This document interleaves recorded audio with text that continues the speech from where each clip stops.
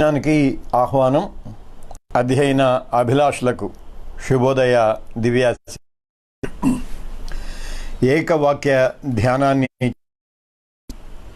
నిబంధనను నిరంతరం నవీకరిస్తూ ఉన్న నిత్యదేవ అధ్యయనార్థమైన అనుభవ జ్ఞానాన్ని అనుగ్రహించి ఆమేన్.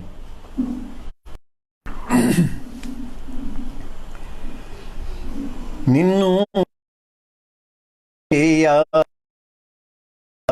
నిఖిల లోకములను బన్నుగా చేసిన బలుడా నీవే, ఉన్న లోకంబులా నుడుగాక కరుణా సంపన్నతతో నేలు ప్రభుడా నీవే. అధ్యయనానికి ఆహ్వానం. అధ్యయనంలో ఇవాల్టి నుండి మరొక నూతన ఆవిష్కరణకు మనం ప్రవేశిస్తూ ఉన్నాం. ఒక నూతన ఆవిష్కరణలోనికి మనం ప్రవేశిస్తూ ఉన్నాం. పాత నిబంధనను గత 3 మాసాలుగా మనం అధ్యయనం చేసుకున్నాం. ఇవాల్టి నుండి నవ నిబంధన తొలి లేఖనాన్ని, అంటే క్రొత్త నిబంధనలో లేఖనంగా నమోదైన మొదటి పత్రిక, పౌలు వ్రాసిన తొలి తెస్సలోనికయ పత్రికని మనం ధ్యానం చేసుకోవటానికి సిద్ధపడుతూ ఉన్నాం. నవ నిబంధనను అర్థం చేసుకోవటానికి నవ నిబంధన నేపథ్యాన్ని మనం అంతో ఎంతో అవగాహన చేసుకోవాలి. పూర్వ నిబంధన నేపథ్యాన్ని మనం ఆదికాండం ప్రారంభంలో అధ్యయనం చేసుకున్నాం. అలాగే నవ నిబంధనలోని తొలి లేఖనాన్ని గ్రాహ్యించేసుకోవటానికి ఆ నిబంధన నేపథ్యాన్ని కూడా అంతో ఇంతో మనం అవగాహనలోనికి తెచ్చుకోవాలి. ఎందుకంటే పౌలు గారు రాసిన పత్రికలను అధ్యయనం చేసేప్పుడు ఏ సందర్భాన్ని లేక ఏ పరిస్థితిని ఉద్దేశించి వారు ఈ లేఖనాలుగా వ్రాశారో మనం గ్రహించడానికి సిద్ధపడాలి. కనుక ఆ ప్రయత్నంతో నూతన నిబంధన అధ్యయనాన్ని ప్రారంభించేద్దాం. లైవ్లో ఉన్న ప్రియబిడ్డలందరికీ కూడా ప్రభునామంలో ప్రేమాశీస్సులు అందిస్తూ ఉన్నాను.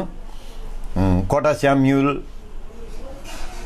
ప్రేమ్చంద్ వారణాసి, జాన్సన్ కొడవటి, బీపీవి ప్రేమ్ కుమార్, అమ్మ ప్రసన్నమ్మ, తర్వాత మరణాథ కుమార్, రమేష్ డేవిడ్ నిట్టల, ఇంకా 3 డీపీలు ఉన్నాయి, నాకు అర్థం కావటం లేదు, దయతో మన్నించండి. మొత్తం 20 మంది ఉన్నారు. 20 మంది కూడా ప్రేమపూర్వకమైన ఆశీస్సులు అందిస్తూ ఉన్నాను. నవ నిబంధనను యేసు ఉద్యమంతో నేను మొదలు పెట్టాలి అనుకుంటున్నాను. యేసు ఉద్యమము అన్నాను. కొంచెం నా పదాలు కష్టంగా ఉన్నప్పటికీ నా పదాల వెనుక ఉన్న భావాన్ని మీరు జాగ్రత్తగా అర్థం చేసుకోవడానికి ప్రయత్నిస్తారు అనే నమ్మికతో ఆ ప్రత్యేక పదాలను నేను వినియోగిస్తూ ఉన్నాను. యేసు ఉద్యమంతో నవ నిబంధన ప్రారంభమవుతుంది. సో యేసు ఉద్యమాన్ని ఎలాగో మనం విశ్లేషణ చేసుకోవాలి అనంటే చారిత్రక ఆధారాలు సరిపడినన్ని లేవు. మనకున్న ఒకే ఒక ప్రామాణిక ఆధారం లేఖనం, క్రొత్త నిబంధనలోని లేఖనం. కనుక లేఖనాలను ప్రామాణికంగా తీసుకొని ఆ తర్వాత ఎక్స్ట్రా బిబిలికల్ సోర్స్లో ఉన్న అథెంటిక్ సమాచారాన్ని మాత్రమే పరిగణలోనికి తీసుకొని నవ నిబంధనను అర్థం చేసుకోవడానికి ప్రయత్నం చేద్దాం. యేసు ఉద్యమం గలిలయ మూలాలలో నుండి ప్రారంభమైంది. ఇప్పటికి కూడా నజరేయుడైన యేసు అనే మాట వినియోగిస్తూ ఉంటాం. నజరేయుడా నా యేసయ్యా, యేసన్న గారి పాట. అంటే ప్రభువారిని ఈరోజు కూడా నజరేయుడా అనే మనం సంబోధిస్తూ ఉంటాం. అంటే నజరేయ మూలాలలో నుండి యేసు ఉద్యమ జననాన్ని మనం ఇప్పటికీ కూడా గమనిస్తూ ఉంటాం. అసలు నజరేతులోనికి ఎందుకు వీరు వెళ్ళాల్సి వచ్చింది? ఎవరు? మరియా, యోసేపు ఐగుప్తు నుండి తిరిగి వచ్చేప్పుడు ఎందుకు నజరేతులో ఉండాల్సి వచ్చింది అంటే 2 లేక 3 స్పష్టమైన కారణాలను మనం చూస్తాం. వారు బెత్లెహేము నుండి రాజైన హేరోదు యొక్క ఆ ఆజ్ఞకు భయపడి ఐగుప్తుకు పలాయనం చెందారు. ఐగుప్తులో 2 ఏళ్ళు ఉన్న తర్వాత వాళ్ళు మళ్ళీ తిరిగి బయలుదేరి వచ్చారు. బయలుదేరి వచ్చేప్పుడు యూదయ మీద గుండానే రావాలి. యూదయ మీదుగా వస్తూ హేరోదు కుమారుడు మరింత క్రూరుడైన వాడు అక్కడ పరిపాలన చేస్తూ ఉన్నాడు అని అక్కడ ఉండకుండా నజరేతుకు వచ్చారు. అంటే ఐగుప్తు నుండి బయలుదేరినప్పుడు యూదయలో స్థిర నివాసం లేక యూదయలో నిలిచి ఉండటానికి మరియా, యోసేపులు ప్రణాళికను సిద్ధం చేసుకున్నారనేది అస్పష్టం. కాకుంటే అక్కడ ఉండటం క్షేమం కాదు కనుక నజరేతు మరియా నజరేతు మరియ స్వంత గ్రామం కాబట్టి నజరేతులో యోసేపుకు కూడా అంతో ఇంతో పట్టు ఉన్నది కాబట్టి మళ్ళీ వాటన్నింటికంటే సురక్షితమైన ప్రాంతం కనుక నజరేతుకు వాళ్ళు రావటం జరిగింది. సో నజరేతులో పెరిగిన యేసు ఆయన ముందు సంగతులు లేకపోతే పరిచర్య ప్రారంభానికి ముందు ఉన్న పరిస్థితులు మనకెవరికి తెలియదు. వాటిని గురించిన స్పష్టమైన ఆధారాలు లేవు. కానీ సువార్తలను మనం ఆధారం చేసుకుంటే నజరేతులో పెరిగిన యేసు తన ఉద్యమాన్ని కపెర్నహుము, బేత్సయిదా, కొరాజీను, కానా, కైసరయ ఈ ప్రాంతాలలో విస్తరింప చేసుకుంటూ వచ్చాడు అని అర్థమవుతుంది. ముఖ్యంగా బెత్సయిదా చాలా ప్రధానమైన ఊరది. ఆ తర్వాత కపెర్నహూము అది కూడా ఒక ప్రధానమైన పట్టణం. యేసు కాలము నాటి నజరేతును అధ్యయనం చేసినప్పుడు మహా అయితే 100 నుండి 120 కుటుంబాల వారు మాత్రమే అప్పుడు నజరేతులో నివాసం ఉండేవాళ్ళు అని శాస్త్రవేత్తలు చెబుతూ వచ్చారు. అంటే చరిత్రకారులు చెబుతూ వచ్చారు. అంటే 100 నుండి 120 కుటుంబాలు మాత్రమే నివసించే ఒక చిన్న కుగ్రామంగా నజరేతుని వాళ్ళు అభివర్ణించారు. అయితే దానికి 42 కిలోమీటర్ల దూరంలో బేత్సయిదా ఉన్నది. దానికి 42 కిలోమీటర్ల దూరంలో బేత్సయిదా ఉన్నది. బేత్సయిదాలో యేసు పిన్నమ్మ అయిన సలోమి ఉన్నది. తర్వాత ఆమె కుటుంబము జబదై కుటుంబం ఉంది. యాకోబు, యూహానులు ఉన్నారు. కాబట్టి ఆ బెత్సయిదాలో తన పరిచర్య అనే మాట నేను వాట్ల తన ఉద్యమ మూలాలను అక్కడి నుంచి తీసుకొని వచ్చాడు. ఉద్యమ మూలాలను సరే, యేసు ఉద్యమము అనే మాట ఎందుకంటున్నానంటే ఉద్యమము ఒక భావ సంఘర్షణతో కూడుకున్నది. యేసు ఉద్యమము భావ సంఘర్షణతో కూడుకున్నది. యేసు ఉద్యమము ఒక మనో విప్లవము అంటాను. భావ సంఘర్షణతో పాటు యేసు ఉద్యమము ఒక తర్వాత ఒక చారిత్రక సంస్కరణ అంటాను. ఒక చారిత్రక అనే పదాల్లో సామాజిక, ఆర్థిక, రాజకీయ, మత పరిస్థితులన్నీ ఇమిడి ఉండటాన్ని కూడా మనం జ్ఞాపకం పెట్టుకోవాలి. చారిత్రక అనే పదంలో అంటే ఒక చారిత్రక సంస్కరణకు యేసు ఉద్యమం నాంది పలికింది అన్నప్పుడు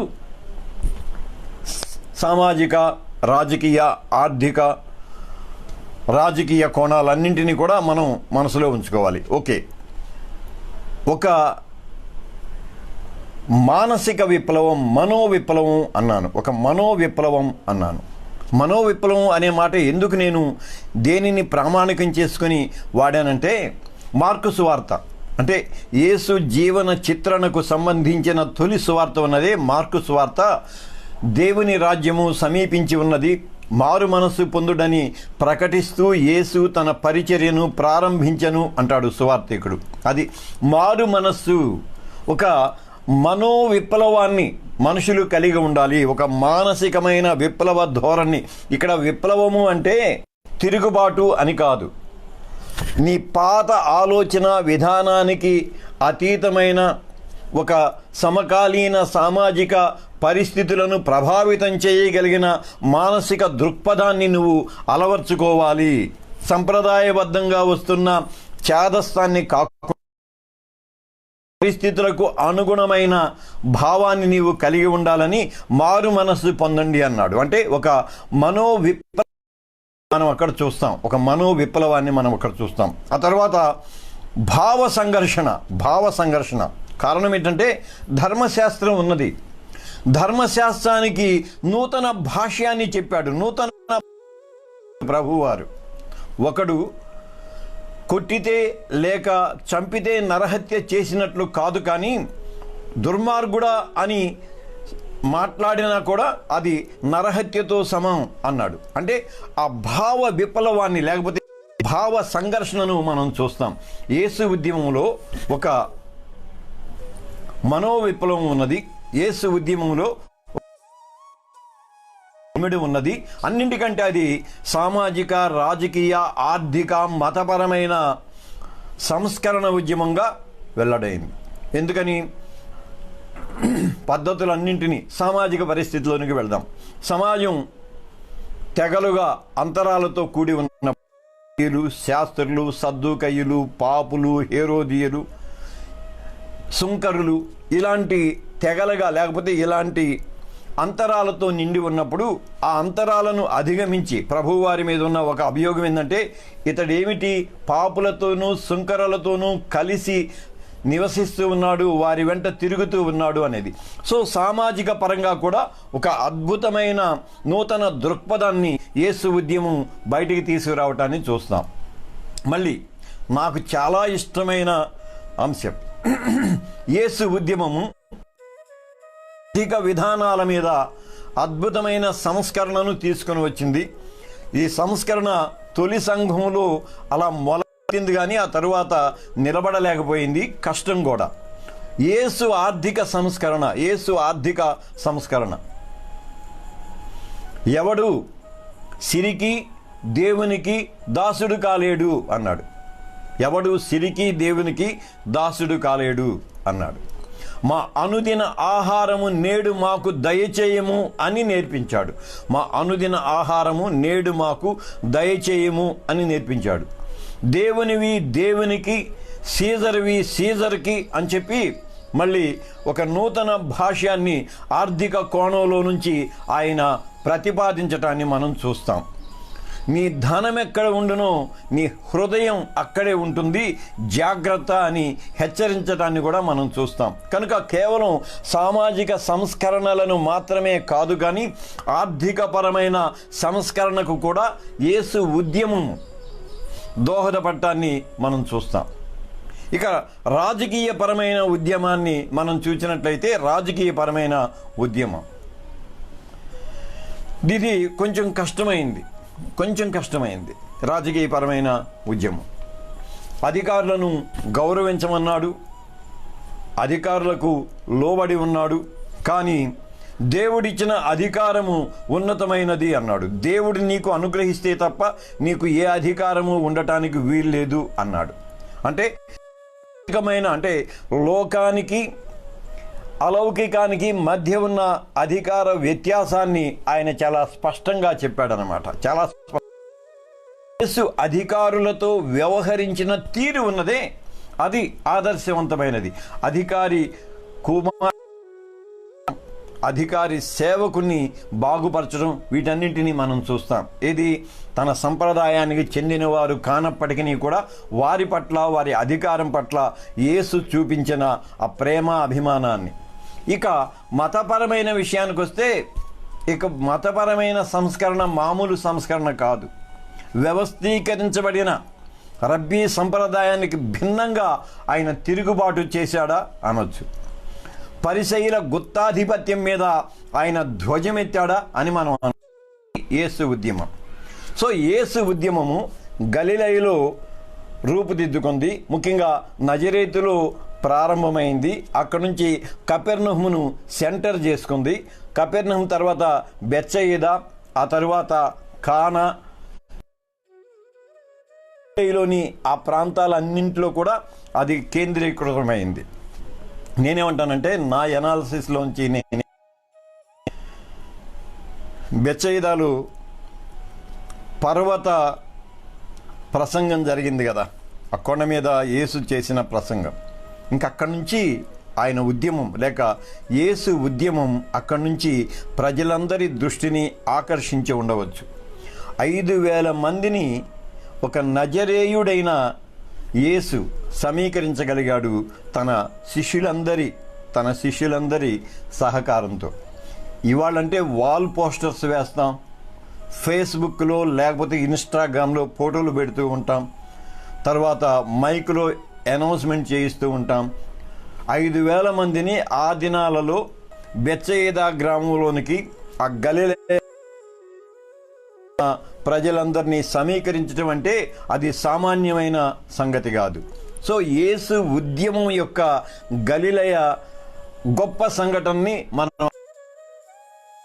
నుంచి ఎప్పుడైతే గలిలయలో అతని ఉద్యమం ఒక పీక్కి వచ్చిందో, ఒక ఉన్నత స్థితికి వచ్చిందో, అక్కడి నుంచి యెరూషలేము మీదకు ఆయన తన దృష్టిని సారించడాన్ని మనం చూస్తాం. యెరూషలేములో ఒక మంచి నెట్వర్క్ ఉంది ప్రభువారికి. మనం గమనించండి, యెరూషలేములో ప్రభువారికి ఒక మంచి నెట్వర్క్ ఉంది. నెట్వర్క్ కూడా మళ్ళీ ఎక్కడుంది? సంబంధపడిన నెట్వర్క్.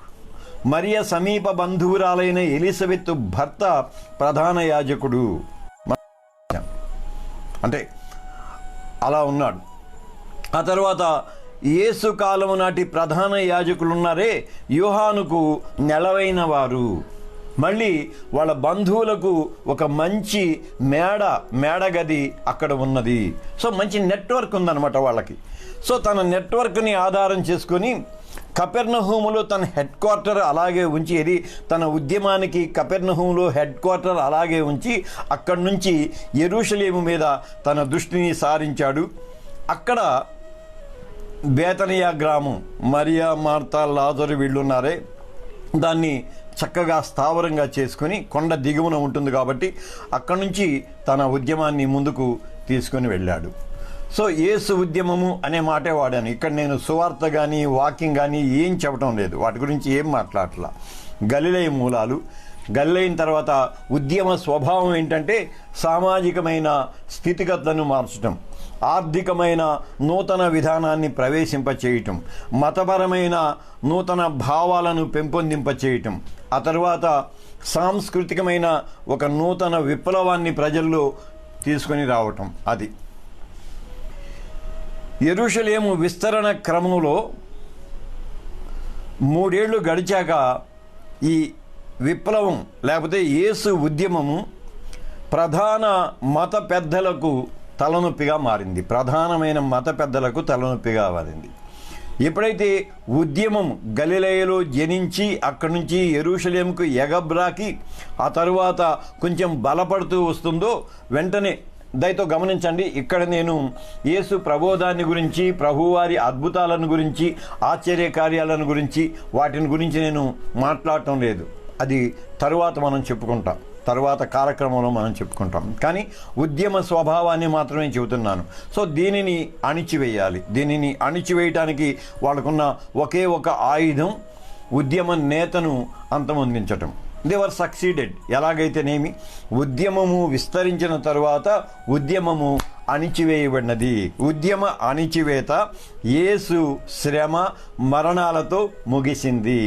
అది గలిలయలో జనించిన యేసు ఉద్యమం నజరేయుడైన యేసు ప్రారంభించిన మనోవిప్లవం, భావ సంఘర్షణ, సామాజిక సంస్కరణ, ఇవన్నీ కూడా యెరూషలేములో ఆయన శ్రమ మరణంతో ఆ ఉద్యమము అణిచివేతకు గురైంది. మయ అని ఊపిరి పీల్చుకొని ఉండవచ్చు. ఇక అక్కడి నుంచి 3 దినాల తరువాత క్రీస్తు పునరుద్ధానంతో క్రీస్తు అది నేను అంటుంది. యేసు ఉద్యమము క్రీస్తు సంఘటన. యేసు ఉద్యమము క్రీస్తు సంఘటన. ప్రభువారు తన పనిని ప్రారంభించడం మొదలుపెట్టి ఎక్కడి నుంచి అందాం, అతను సునగోగులోనికి వెళ్ళాడు. సునగోగులోనికి వెళ్ళి తన పరిచర్యను ప్రారంభించడం మొదలుపెట్టాడు. ఒక వాక్యం తీసుకున్నాడు ఆ యెషయా గ్రంథం నుండి. ఇవాళ మీ వినికిడిలో ఇది నిజమైంది అని అన్నాడు. అద్భుతంగా చెప్పాడు అని అప్పటిదాకా అన్నవారు అతనిని సంహరించేందుకు కొండపేటు అంచు వరకు తరుముకొని వెళ్ళను అని ఉంటుంది.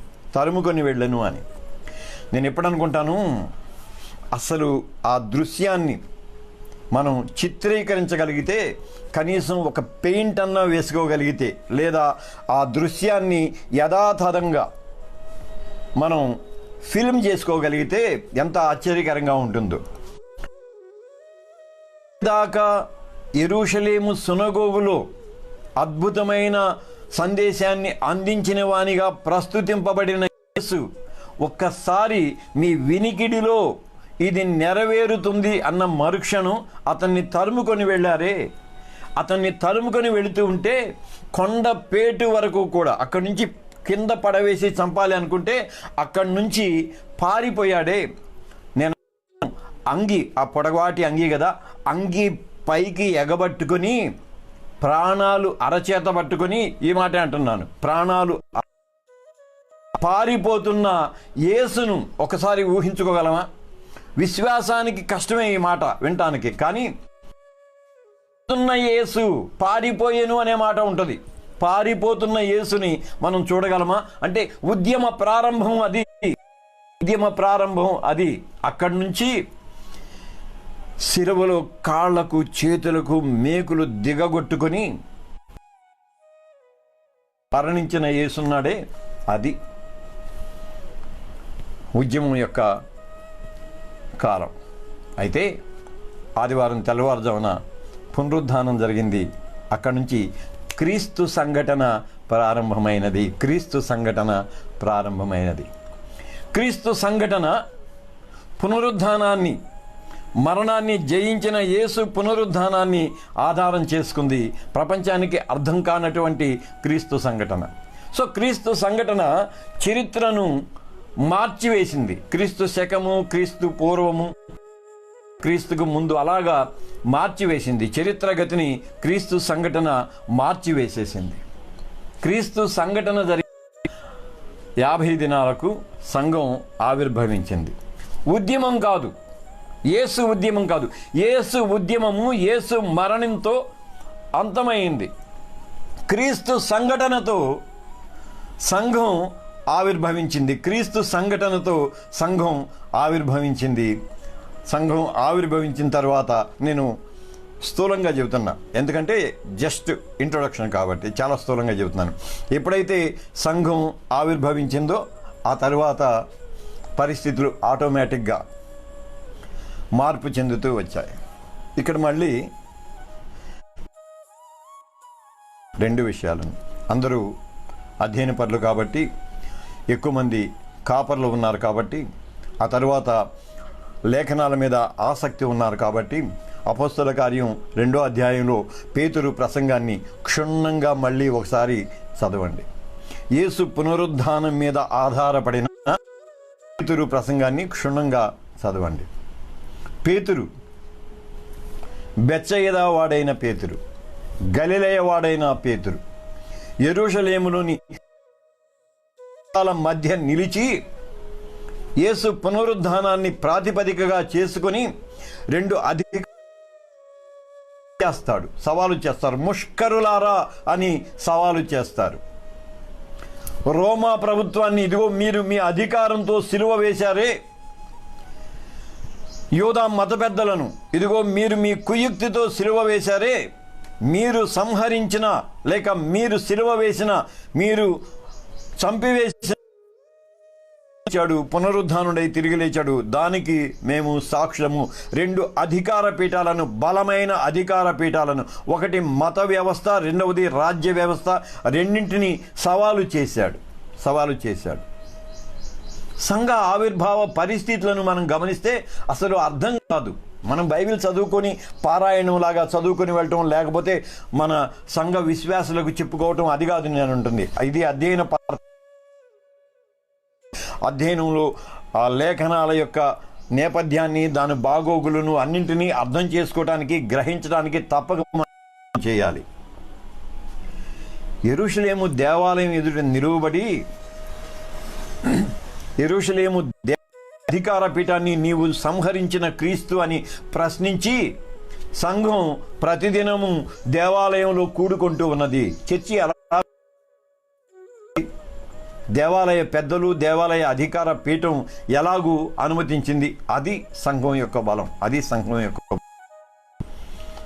సంఘం అంత బలంగా ఉండటానికి కారణం ఏంటి? సంఘం అంటే ఏ సంఘ నాయకుని, లేకపోతే క్రీస్తు సంఘటనకు మూలమైన యేసును ఏ అధికారం అయితే సిలువ వేసిందో ఆ అధికార మూలాలలోనే సంఘం ప్రతినిత్యము కూడుకోవటాన్ని మనం ఎలాగూ గ్రాహించేసుకోవాలి. ఇది అర్థం కాని పరిస్థితి. ఆనాటి రాజకీయ పరిస్థితిని మనం గమనిస్తే అర్థం కానటువంటి పరిస్థితి.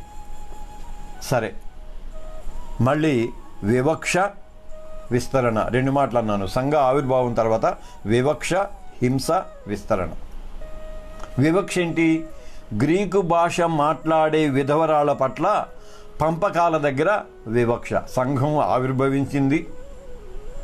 యేసు ఉద్యమం యొక్క స్ఫూర్తి ఏమైందో మనకు తెలియదు.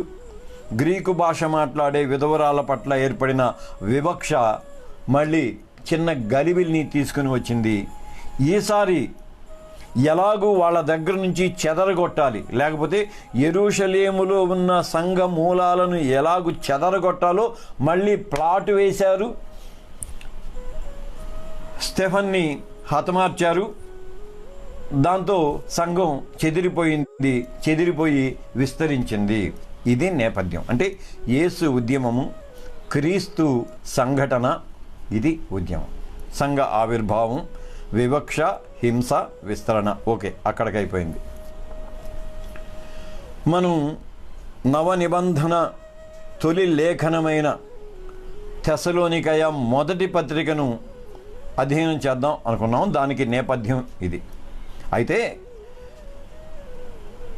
తెస్సలోనికైలకు రాసిన తొలి పత్రిక క్రీస్తు ఉపదేశము కాదు. ఈ మాట చాలా జాగ్రత్త.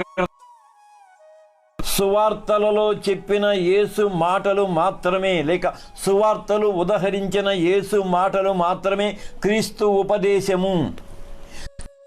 ఉపదేశంలో ఉన్న మాటలను ఆధారం చేసుకుని, లేక యేసు ఉపదేశంలో ఉన్న మాటలను ఆధారం చేసుకుని క్రీస్తు సిద్ధాంతాన్ని రూపకల్పన చేశారు. సో యేసు ఉపదేశానికి, క్రీస్తు సిద్ధాంతానికి మధ్య ఉన్న వ్యత్యాసాన్ని నేను వేరువేరు అంటున్నా, కానీ ఆ పరిణామాన్ని, యేసు ప్రాథమికమైన ఉపదేశాన్ని, ఆ తరువాత కాలక్రమంలో సంఘం ఆవిర్భవించి సంఘం విస్తరించిన తరువాత క్రీస్తు సిద్ధాంతం ఏర్పడింది, దానికి మధ్య ఉన్న వ్యత్యాసాన్ని చాలా జాగ్రత్తగా గమనించాలి. 1, 2, 3, 4, 5 అధ్యాయాల్లో దాన్ని చాలా స్పష్టంగా మనం అధ్యయనం చేసుకున్నాం. అప్పుడు మళ్ళీ కన్ఫ్యూజ్ అవుతారేమోనని ముందుగానే ఇవాళ ఈ క్లాస్ చెబితే బాగుంటుంది అని అనిపించింది.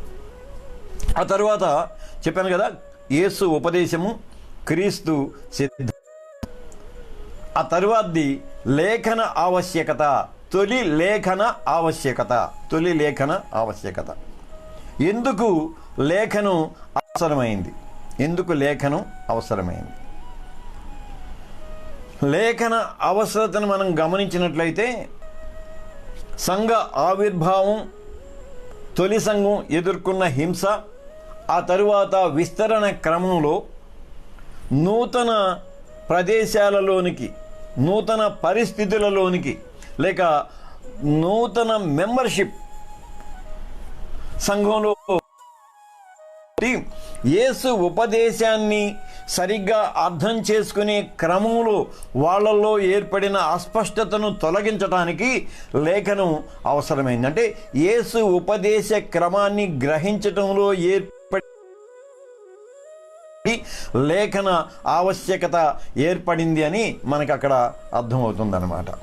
రైట్, ఇక్కడికి యేసు ఉద్యమము, క్రీస్తు సంఘటన, లేఖన ఆవశ్యకత వాటిని మాత్రమే మనం చెప్పుకుందాం ఇప్పుడు. ఎందుకంటే క్రొత్త నిబంధన లేకపోతే నవ నిబంధనను విశ్లేషించుకునే క్రమంలో ఇలాంటివి చాలా చెప్పుకుంటాం కాబట్టి కొంచెం ఉపోద్ఘాతం మాత్రమే నేను చెప్పి ఆపుతున్నాను అనమాట. ఇప్పుడు పౌలుని గురించి 2-3 మాటలు చెప్పుకుందాం. పౌలుని గురించి 2 మాటలు చెప్పుకుందాం. క్రీస్తు సంఘటన జరిగింది. క్రీస్తు సంఘటన ఏంటి? పునరుద్ధాన సంఘటన. శ్రమ మరణము యేసు ఉద్యమానికి సంబంధించినవి. శ్రమ మరణము యేసు ఉద్యమానికి సంబంధించినవి. కానీ క్రీస్తు సంఘటన పునరుద్ధానంతో మొదలవుతుంది అంటాను. క్రీస్తు సంఘటన పునరుద్ధానంతో మొదలవుతుంది. ఇక్కడ పౌలు దేవశాస్త్ర విధానం మాత్రమే క్రైస్తవ దేవశాస్త్ర విధానానికి ఏకైక ప్రామాణికత కాదు అన్నాను. మళ్ళీ చెబుతున్నాను, దీనిని మీరు గ్రహించాలి. క్రైస్తవ దేవశాస్త్రం ఉన్నది కదా, క్రిస్టియన్ థియాలజీ అన్నాం. క్రిస్టియన్ థియాలజీ ప్రతి గురువారం నాడు మనం చెప్పుకుందాం దాని గురించి. క్రైస్తవ దేవశాస్త్ర సమగ్రత, సంపూర్ణత, ఆ విధానానికి పౌలు యొక్క దేవశాస్త్ర విధానం ఒక్కటే ప్రామాణికత కాదు.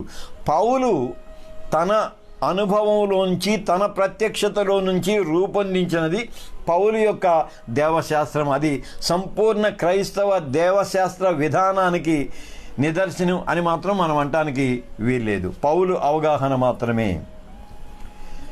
అయితే క్రైస్తవ దేవశాస్త్ర పునాది ఒకటి ఉంది. క్రైస్తవ దేవశాస్త్ర పునాది. మళ్ళీ ఈ పునాది ప్రామాణికతను కూడా పౌలు గారి మాటల్లో నుంచే మనం తీసుకుంటున్నాం. ఎఫెసీ పత్రిక 4వ అధ్యాయం 5, 6, 7 వచనాలలో మనందరికీ తెలిసినవే. ఇది క్రైస్తవ దేవశాస్త్రం యొక్క పునాది లేక ingredient of the Christian theology అని మనం చెప్పుకోవచ్చు అన్నమాట. ఏమంటాడు అక్కడ? ప్రభువు ఒక్కడే. మళ్ళీ జాగ్రత్తగా గమనించండి మాటలు. ప్రభువు ఒక్కడే, విశ్వాసము ఒక్కటే, బాప్తిస్మము ఒక్కటే. క్రైస్తవ దేవశాస్త్ర మూలము, క్రైస్తవ దేవశాస్త్ర పునాది 3 మాటలు చెబుతున్నాడు.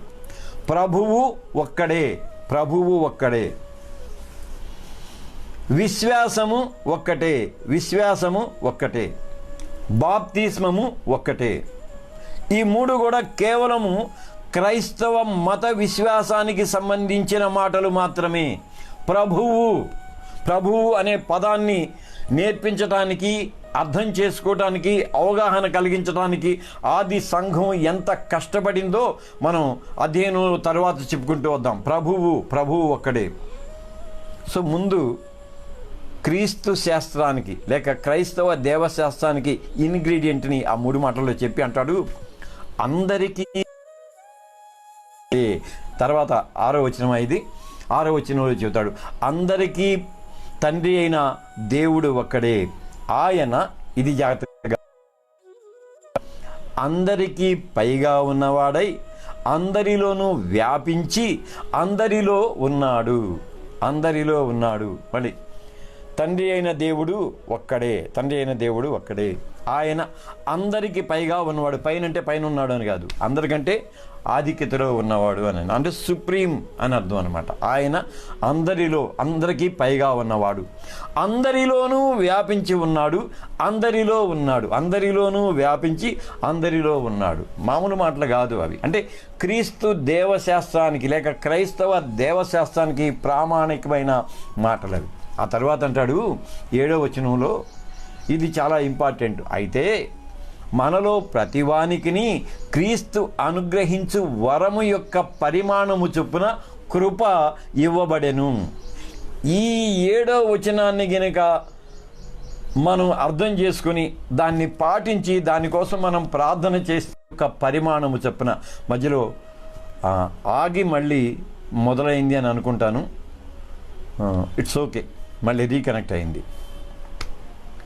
మనలో ప్రతివానికి క్రీస్తు అనుగ్రహించు వరము యొక్క పరిమాణము చొప్పున కృప ఇవ్వబడెను. క్రీస్తు సంఘటన తరువాత కలిగిన పరిస్థితి, కోటాశ్యామ్యులకు అనుగ్రహించబడిన వర పరిమాణము వేరు, ప్రేమ్చంద్ వారణాసికి అనుగ్రహించబడిన క్రీస్తు వరము యొక్క పరిమాణము వేరు, సుశీలమ్మకి దేవుడు అనుగ్రహించిన వరము యొక్క పరిమాణము వేరు, మరణాత కుమార్కు అనుగ్రహించిన పరిమాణం వేరు, ప్రమోద్కు అనుగ్రహించిన పరిమాణము వేరు, దొప్పలపూడి విజయపాల్ మా తమ్ముడికి అనుగ్రహించిన పరిమాణము వేరు, బాల్సెవరికి అనుగ్రహించిన పరిమాణము, హదస్సాకు అనుగ్రహించిన పరిమాణము, రమేష్ డేవిడ్ నెట్లకు అనుగ్రహించిన పరిమాణము, ఇది అంటే మనలో ఆయన వరము చొప్పున అనుగ్రహించబడిన పరిమాణము. కనుక నాది ఫైనల్ కాదు, నీది ఫైనల్ కాదు, నాది పరిపూర్ణత కాదు, నీది పరిపూర్ణత కాదు, ఆయన మనకు అనుగ్రహించిన ఆ పరిమాణం చొప్పున ఉన్నది. ఇప్పుడు క్రీస్తును మన వ్యక్తిగతమైన అనుభవజన్య విశ్వాసంలో నుంచి మనం అవగాహన చేసుకోవడానికి వీలు కలిగిద్ది అన్నమాట. అది సో నవనిధ్యాన్ని ఇక్కడ మనం ఆపుకుందాం. ఇక్కడ ఆపుకున్న తర్వాత పౌలు గారి దేవశాస్త్రానికి సంబంధించి మళ్ళీ 1-2 మాటలు చెప్పుకొని ఇవాల్టి అధ్యయనాన్ని ముగించుకుందాం. రేపు డైరెక్ట్గా మనం తెసలోనికయ పత్రికలోనికి వెళ్దాం. అది అర్థం కావటం కోసం చాలా కష్టమైన పౌలు వేదాంతం కాబట్టి. ఓకే, పౌలు పత్రికల్లో ఉన్న కొన్ని ప్రత్యేకతల్ని మనం ఇక్కడ చెప్పుకుందాం. 1, ప్రత్యక్షతకు సంబంధించిన వివరణ ఉంటుంది. ప్రత్యక్షతకు అంటే పౌలు దేవుడు ఎలాగూ తన ప్రత్యక్షతలో తనకు ఈ జ్ఞానాన్ని అనుగ్రహించాడో కనుక పౌలు తన ప్రత్యక్షతకు సంబంధించిన అంశాలను ప్రస్తావన చేస్తూ ఉంటాడు. ఆ తరువాత యేసు ఉపదేశానికి సంబంధించిన తొలి బోధ ఉంటుంది. నేను క్రీస్తు అంటలా, యేసు ఉద్యమములో యేసు ఉపదేశానికి సంబంధించిన ప్రాథమికమైన బోధ ఉంటుంది. కెరుగ్మా అంటాం. బిబ్లికల్ టర్మ్ చెప్పాలి అని అంటే కోటాశామ్యులకి తెలుసు, అలాగే ప్రమోద్కి తెలుసు, మిగిలిన వాళ్ళకి కూడా తెలుసు. కెరుగ్మా ద ప్రిమిటివ్ వర్డ్. అది అంటే యేసు ఉపదేశం యొక్క ఆ ప్రాథమిక ఉపదేశం దీనిలో ఉంటుంది. ఆ తర్వాత క్రీస్తు యేసు ఉపదేశానికి క్రీస్తు సంఘటనకు రీకనెక్ట్ అయ్యాను. చివరికి వచ్చాం కాబట్టి మనం ఇంతగా పెద్దగా ఇబ్బంది పడాల్సిన అవసరం లేదు అని నేను అనుకుంటున్నాను. కొన్ని మాటలే కనుక వాటిని కూడా చెప్పుకొని మనం ముగిద్దాం. సో పూర్వ నిబంధనకు సంబంధించిన వ్యాఖ్యానాన్ని యేసు ఉద్యమానికి తర్వాత క్రీస్తు సంఘటనకు అన్వయించి పౌలు గారు చెబుతూ ఉంటారు. ఆఖరిది ఏంటంటే తన వ్యక్తిగత క్రీస్తు సంఘటన విశ్వాసం మీద ప్రభావాన్ని చూపించిందో వాటన్నింటిని గురించి చెబుతాడు.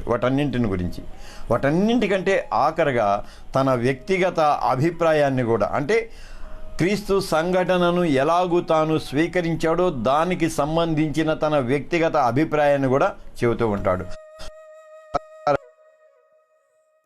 ఇవాల్టి అధ్యయనాన్ని ముగిస్తాను. మొదటిది ప్రత్యక్షతను గురించి. పౌలు తన ప్రత్యక్షతను గురించి లేక దేవ ప్రత్యక్షతను గురించి తన పత్రికల్లో వివరిస్తూ ఉంటాడు. రెండవది యేసు ఉపదేశంలోని ప్రాథమికమైన సందేశాన్ని, ద ప్రిమిటివ్ వర్డ్ కెరుగ్మా, దానిని తన పత్రికల్లో అందిస్తూ ఉంటాడు. మూడవది క్రీస్తు బోధలు, అంటే దేశంలో క్రీస్తుగా తనను తాను వ్యక్తపరుచుకుంటూ చెప్పిన బోధలను ఉదహరిస్తూ ఉంటాడు. నాలుగవది పూర్వ నిబంధనలోని విషయాలను క్రీస్తు సంఘటనకు అన్వయించి, పాత నిబంధనను క్రీస్తు సంఘటనకు అన్వయించి వ్యాఖ్యానాన్ని చెబుతూ ఉంటాడు. ఐదవదిగా క్రీస్తు సంఘటన ఎలాగూ తనలో అనుభవజన్యమైన విశ్వాసాన్ని కలిగించిందో దానిని చెబుతాడు. వ్యక్తిగత అభిప్రాయాలను కూడా చెబుతూ ఉంటాడు. ఇవన్నీ దేవశాస్త్రంలో మనం చూస్తూ ఉంటాం. So thank you so much. ఇప్పటిదాకా ఉన్నందుకు మీకు వందనాలు చెల్లిస్తూ ఉన్నాను. ఈవేళ ఇది చాలా ప్రాముఖ్యమైన అంశం కాబట్టి చెప్పాలనుకుంటున్నాను, చెప్పాను. రేపు తెస్సలోనికైలకు రాసిన తొలి పత్రికలోనికి మనం ఇప్పటి వరకు కట్ అయినా మళ్ళీ కోట శామ్యూల్, అమ్మ ప్రసూనమ్మ, ఇంకా మొత్తం 8 మంది ఉన్నారు. అందరికి కూడా ప్రభునామములో ఆశీస్సులు తెలియజేస్తూ ఉన్నాను. రేపటి దినం మళ్ళీ తెస్సలోనికయ పత్రిక తొలి పత్రిక మొదటి అధ్యాయాన్ని మనం అధ్యయనం చేద్దాం. అందరికీ వందనాలు.